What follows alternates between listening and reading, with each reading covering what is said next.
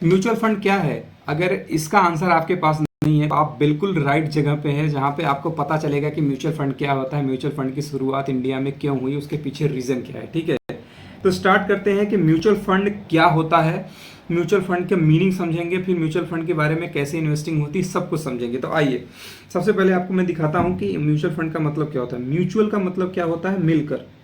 ठीक है, म्यूचुअल का मतलब होता है मिलकर, फंड का मतलब होता है एक एक जगह पे, जैसे मान लो एक गुल्लक हो गया, उसमें पैसा रखा जा रहा है, उसको हम लोग एक तरह से फंड बोलते हैं। ठीक है, तो ये मतलब हो गया कि मिलकर एक फंड क्रिएट करना म्यूचुअल फंड होता है। ये आपको बेसिक अंडरस्टैंडिंग यहाँ तक हो गई। ठीक है, अब आपको ये समझाते हैं कि म्यूचुअल फंड कैसे काम करता है। एक एग्जांपल से आपको समझाऊंगा, दोनों चीजें आपको एकदम क्रिस्टल क्लियर होगी। मान लो एक कंपनी है ABC, ठीक है, उसके एक शेयर की कीमत है 2,000 रुपये। ठीक है, उसके एक शेयर की कीमत है 2,000 रुपये। इस बंदे के पास है 1,000 रुपये, दूसरा बंदा है इसके पास भी 1,000 रुपये है। अब आप समझो, क्या ये बंदा डायरेक्ट 2,000 रुपये का शेयर खरीद सकता है? आंसर है नो। क्या ये बंदा 2,000 का डायरेक्ट शेयर खरीद सकता है? आंसर है नो, क्योंकि इनके पास 1,000 रुपये, ये 2,000 की चीजें नहीं खरीद सकते। अब चलो दूसरी तरफ, ये दोनों बंदे एक हो गए, इन दोनों बंदों ने मिलकर एक कंपनी बनाई, एक यहाँ पे 2,000 रुपये उसमें इकट्ठा कर लिए। क्या ये कंपनी 2,000 का शेयर्स खरीद सकती है? अब आंसर है यस, खरीद सकती, क्योंकि इसके पास अभी 2,000 रुपये हैं खरीदने को।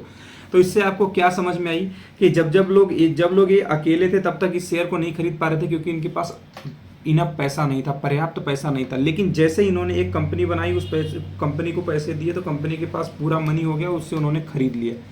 तो म्यूचुअल फंड का एक, अगर आपको देसी भाषा में हिंदी में समझाने का मतलब बताऊं तो क्या होता है कि जैसे जैसे मान लो एक मुट्ठी से, एक उंगली से कुछ भी नहीं हो रहा है, लेकिन अगर आपने मुट्ठी बांध ली तो आप बहुत कुछ कर सकते हैं। तो वैसा ही है कि एक आदमी अगर किसी भी शेयर को नहीं खरीद पा रहा है तो 10 लोग मिलकर एक जगह पैसा इकट्ठा करते हैं और उस पैसे से एक शेयर को खरीद ले रहे हैं या फिर दूसरी सिक्योरिटीज को खरीद लें। इसको म्यूचुअल फंड का कॉन्सेप्ट बोलते हैं कि म्यूचुअली हम लोगों ने पैसा इकट्ठा किया, अब उस पैसे से कुछ और खरीद ले रहे हैं। एक तरह से मान लो चंदा इकट्ठा करके कुछ हमने खरीद लिया, ये वो कॉन्सेप्ट है। ठीक है, अब यहाँ पे आपके लिए मैंने बहुत अच्छा तरीके से ये PDF बना रखा है। म्यूचुअल फंड के क्या एडवांटेज हैं ये पढ़ लो, एक एग्जाम पर्सपेक्टिव से भी बहुत अच्छे हैं, एग्जाम के मायने से भी बहुत अच्छे हैं।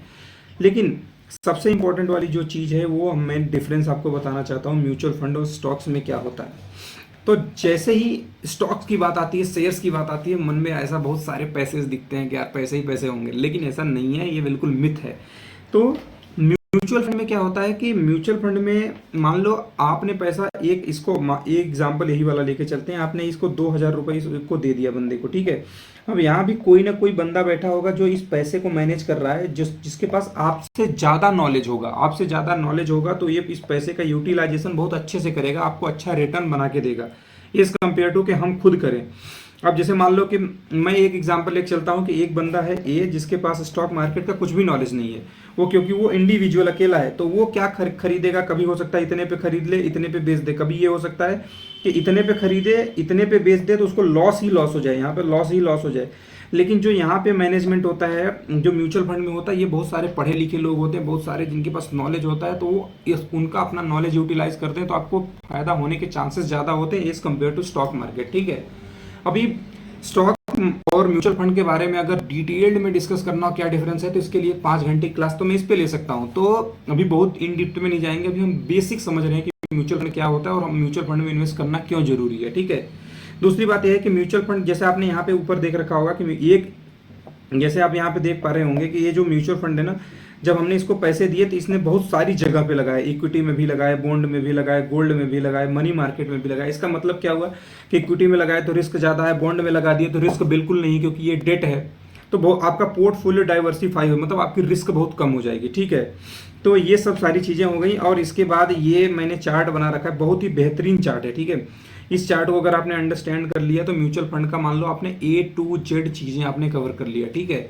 तो इसको हम लोग आने वाले वीडियोस में बहुत अच्छे से कवर करेंगे और आपको एक एक चीज़ें डिस्कस करेंगे। जो ASIP है ना, जो आपको सामने यहाँ पे SIP दिख रहा है, इसके बारे में भी डिटेल्ड में डिस्कस करेंगे। ठीक है, तो आने वाले टाइम में हर एक चीज़ को बहुत सारा डिटेल्ड में डिस्कस करेंगे। और गाइस, आप लोगों ने बहुत सपोर्ट किया है, अच्छे से देखिए, चीज़ों को समझिए और उससे ज़्यादा से ज़्यादा फ़ायदा लेने की कोशिश करिए। और फालतू की चीज़ों में उलझने से अच्छा है कि जो मैं सीरीज़ निकाल रहा हूँ, जो मैं अच्छे तरीके से आपको देने की कोशिश कर रहा हूँ, धीरे धीरे 10-10, 5-5 मिनट की वीडियो देखते जाइए और सीखते जाइए। तुरंत पैसे कमाने की ज़रूरत नहीं है। एक बार आपको नॉलेज हो जाएगा, एक बार आपको चीज़ें समझ में आ जाएंगी, तो आप धीरे धीरे वैसे ही पैसा बनाने लगेंगे। ठीक है, तो इसी के साथ आप लोगों ने बहुत सारा सपोर्ट किया है, thank you so much for support. इसी तरह देखते रहिए, और जो जो चीज़ें आपको लगती हैं, कोई चीज़ें नहीं समझ में आ रही, प्लीज़ कमेंट करके उस वाले वीडियोस में हम नेक्स्ट वाले में आपको इनकॉर्पोरेट करेंगे। And thank you so much for watching the video. Thank you. जय हिंद, जय भारत।